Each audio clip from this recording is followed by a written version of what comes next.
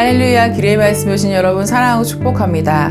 오늘 말씀은 마태복음 22장 15에서 22절입니다. 그때에 바리새파 사람들이 나가서 어떻게 하면 말로 트집을 잡아서 예수를 올무에 걸리게 할까 의논하였다. 그런 다음에 그들은 자기네 제자들을 헤롯 당원들과 함께 예수께 보내어 이렇게 묻게 하였다. 선생님, 우리는 선생님이 진실한 분이시고 하나님의 길을 참되게 가르치시며 아무에게도 매이지 않으시는 줄 압니다. 선생님은 사람의 겉모습을 따지지 않으십니다. 아멘. 사랑하는 여러분, 며칠 전에 우리는 우리의 삶의 모든 것이 사실은 내 것이 아니라 하나님의 것이라는 고백을 함께 나누었습니다. 내 시간, 내 재능, 내 가정, 내 물질, 그리고 내 사역까지도 하나님이 잠시 맡겨주신 것이라는 사실을 확인했죠. 그런데 오늘 본문을 보면 이 소유권의 문제를 아주 교묘하고 집요한 방식으로 건드리는 사람들이 있습니다. 바로 바리새인들입니다. 그들은 오늘 예수님을 말의 올무에 빠뜨려 무너뜨리려고 작정하고 찾아왔습니다. 그리고는 아주 공손한 척 위선의 가면을 쓰고 묻습니다. 가이사에게 세금을 바치는 것이 옳습니까? 여러분, 이 질문은 진리를 몰라서 묻는 현실적인 고민이 아니었습니다. 예라고 하면 민족의 배신자로, 아니오라고 하면 로마의 반역자로 몰아넣으려는 아주 치밀하고 잔인한 함정이었습니다. 그들은 입으로는 하나님의 것을 말하는 종교 지도자들이었지만 정작 그들의 마음은 예수님을 죽이려는 시기와 독선으로 가득 차 있었습니다. 예수님은 그들의 이 더러운 위선을 꿰뚫어 보셨습니다. 그리고 그들이 쳐놓은 좁은 함정을 뛰어넘어 우리 영혼이 진정 누구에게 속해 있는지를 밝히는 가장 깊고도 명확한 선포를 하십니다. 가이사의 것은 가이사에게, 하나님의 것은 하나님께 바쳐라. 예수님은 먼저 그들에게 세금 낼 돈을 가져오라고 하십니다. 그들이 데나리온 동전 하나를 가져오자 주님이 묻습니다. 이 형상과 이 글이 누구의 것이냐? 그들은 주저없이 대답합니다. 가이사의 것이니이다. 당시 로마 제국에서 동전은 단순한 화폐가 아니었습니다. 그것은 황제의 권위를 상징하는 움직이는 전단지와 같았습니다. 고대 세계에서 새로운 황제가 등극하면 가장 먼저 하는 일이 무엇인지 아십니까? 바로 자신의 얼굴을 새긴 새 동전을 찍어내는 것이었습니다. 이전 황제의 동전이 아무리 많이 유통되어도 새 주인이 서면 동전의 얼굴은 바뀌어야 했습니다. 이제부터 이 땅의 주인은 나다.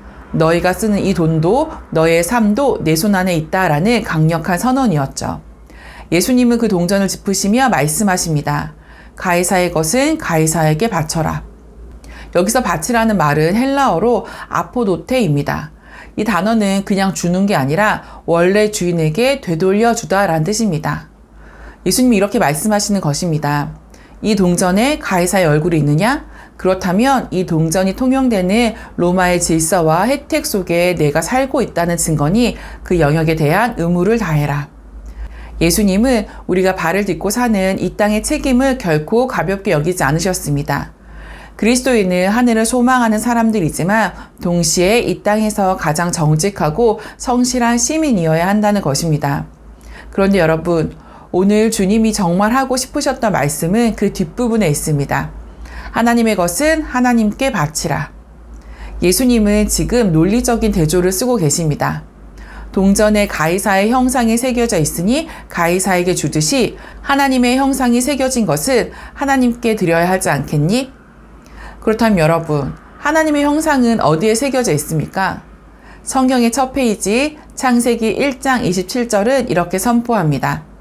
하나님이 자기 형상, 곧 하나님의 형상대로 사람을 창조하시되. 여러분, 여러분의 영혼 깊은 곳을 가만히 들여다보십시오. 거기에는 세상에 새겨놓은 낙인이 아니라 창조주 하나님의 거룩한 형상이 찍혀 있습니다. 여러분은 세상의 가치로 매겨진 존재가 아닙니다.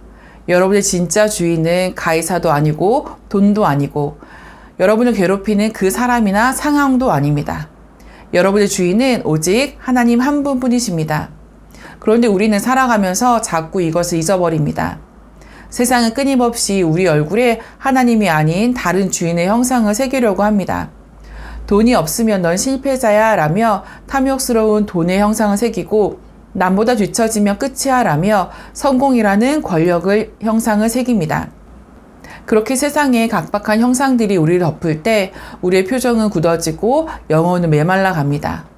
주인이 바뀐 동전처럼 우리 마음의 주인 자리에 엉뚱한 것들이 앉아 우리를 휘두르고 있기 때문입니다. 하지만 오늘 주님은 우리에게 부드럽게 말씀하십니다. 사랑하는 아들아, 딸아, 너는 내 것이다. 세상이 너를 뭐라고 부르듯 너의 영혼에 새겨진 나의 얼굴을 보아라. 이제 그만 방황하고 너라는 존재 자체를 내게 돌려주지 않겠니? 사랑하는 여러분, 오늘 우리는 무엇을 하나님께 바치고 있습니까? 혹시 예배 시간에 앉아있고 헌금을 드리는 것으로 하나님 제 할 일 다 했습니다 라고 생각하고 있진 않습니까? 사실 바리새인들이 바로 그런 사람들이었습니다. 그들은 종교적인 형식은 완벽했지만 정작 자기 인생의 소유권은 단 한 번도 하나님께 넘겨드린 적이 없었습니다.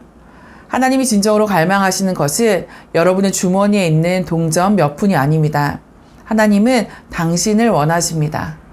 하나님의 형상으로 지음받은 당신의 마음, 당신의 슬픔, 당신의 무너진 꿈, 그리고 당신의 인생 전체를 원하십니다.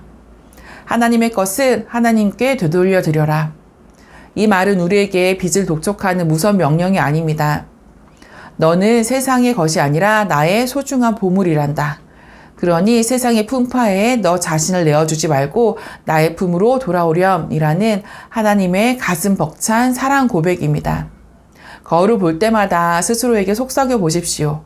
내 얼굴에는 하나님의 형상이 새겨져 있다. 나는 하나님의 소유다. 세상이 새겨놓은 굳은 표정들을 다 걷어내고 우리를 지으신 아버지 하나님의 그 따뜻한 미소를 회복하는 하루가 되시기를 바랍니다. 여러분 자신을 온전히 하나님께 되돌려 드릴 때 세상이 줄 수 없는 진짜 평안이 여러분의 삶을 덮을 것입니다. 그 하나님의 소유된 기쁨으로 오늘 하루를 살아내는 우리 기류의 가족 모두가 되시기를 축복합니다. 오늘도 승리하세요.